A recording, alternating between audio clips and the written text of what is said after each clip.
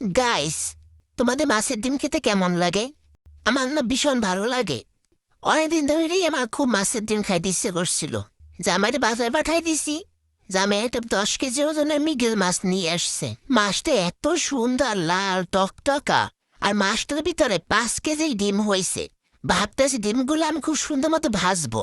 ডিমগুলো ভাজার জন্য আমি এখানে 1 কেজি পরিমাণ পেঁয়াজ, 1/2 কেজি পরিমাণ মরিচ আর 1/2 কেজি পরিমাণ লবণ নিচ্ছি।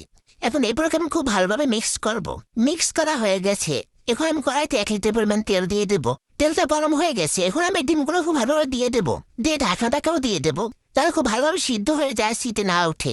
সিটে উঠলে তো আমার এই সুন্দর চেহারা নষ্ট হয়ে যাবে।